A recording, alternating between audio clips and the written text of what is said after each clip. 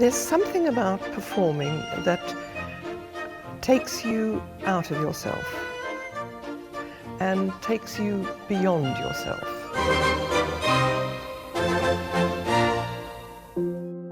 For me, it came at probably the biggest turning point in my life, when I was around 21. I was trying to get clean off alcohol, drugs, and healing from depression. And Vogan basically gave me a reason to be sober, a way to. It's kind of like how you have to knock down the foundations of a rusty, dilapidated house, but then you have to build anew. And Vogan and Ballroom was the building anew. Was finding myself and fighting things that I didn't know I could fight.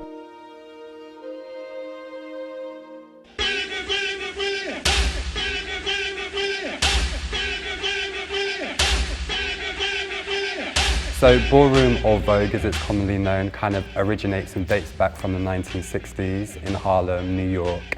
And it was a culture that has kind of been spearheaded by queer people of color, particularly Black and Latino LGBTQ people. And it's a form of expression in dance, but it's kind of born out of resistance, and that's kind of where Ballroom first emerged. We can kind of link that back to people like Crystal LaBeija, legendary mother of the House of LaBeija, Willie Ninja, Paris Dupree, and obviously Pepper LaBeija, who is probably more widely known for her debut in Paris's Ballroom. Ballroom, in comparison to ballet, it's probably more accessible in the sense that this is a culture and an art form that is kind of a place where people who've experienced things with bullying, homelessness, being rejected by their parents, for being queer, for being trans. And it's a safe space, and it's not a space necessarily for the technically trained and the technically able, but it's a space for feeling and expressing yourself freely in that moment. Why is it called Ballroom? Where does Ballroom come? So it's called Vogue, and Ballroom takes reference from the fact that we call the events balls. And they used to take place in ballrooms in Harlem.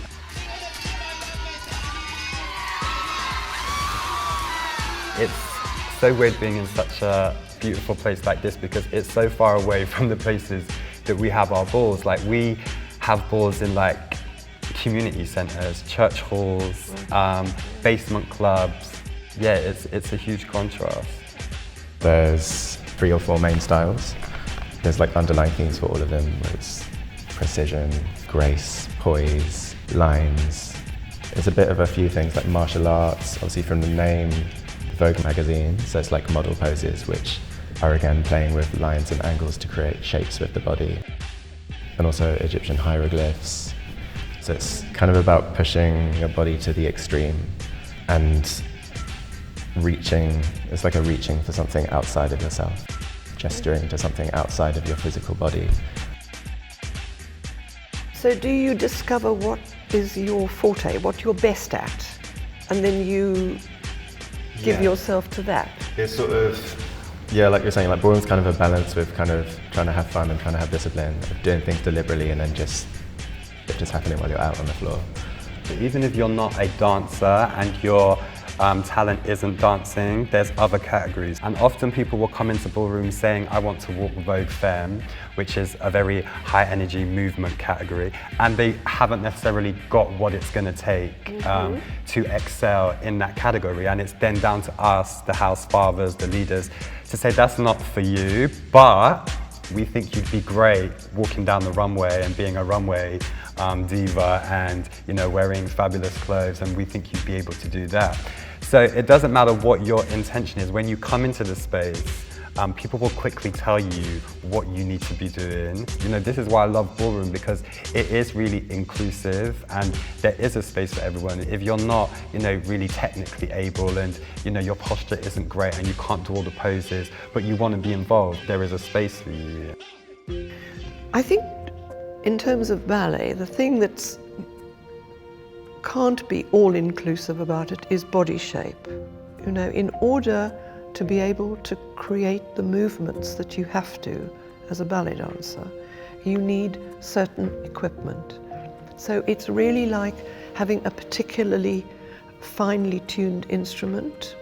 For instance, for a girl to go onto point successfully and easily, your foot needs to be a certain shape naturally. It's always much more helpful if your toes are a similar length. Certainly the first and second toes. It's very difficult if someone has a very long first toe and then the foot slopes down, because then you're standing on one toe instead of being able to stand on 2 or 3 when you're standing on point. Well, that's me out of the race then. Oh, really? I'm completely... So not the right feet. Yeah.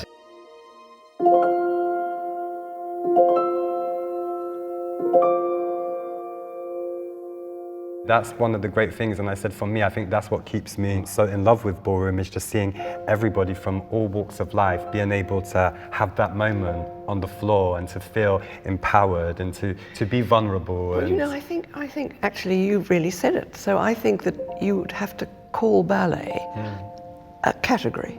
Yeah. And so just as you choose the people and the categories that suit them, so that's exactly what we do.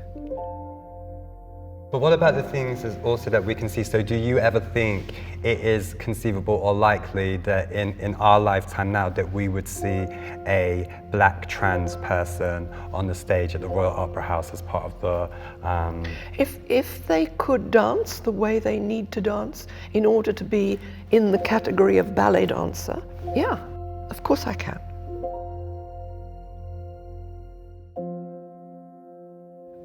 Of course, being with the Royal Ballet has been the most amazing journey.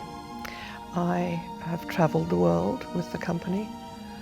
I've met and had the chance to work with some of the most amazing people in my life. And I think sometimes that my reference point goes right back to Diaghilev and the Ballet Russe. And he was intent on finding a new way for people to dance. Extraordinary to be in Paris at a time when a new kind of art was finding a voice. And then, of course, because of that history, then we started to produce our own choreographers. Frederick Ashton and Kenneth Macmillan. And then it's continued right up till the present day with Christopher Wheeldon and Wayne McGregor. And Wayne McGregor is someone who I brought in to choreograph for the Royal Ballet. Being the astonishing creative person that he is, he chose an architect who'd never worked in the theatre to design his set for Chroma. And that was John Pawson. It was quite amazing because I remember the first day that John Pawson came into the Opera House, just like it's your first day of coming in today. And he was, of course, looking at it all the time with an architect's eye. And that's where we've gone on, really, so that I've encountered all these changes of direction. I think I would describe them.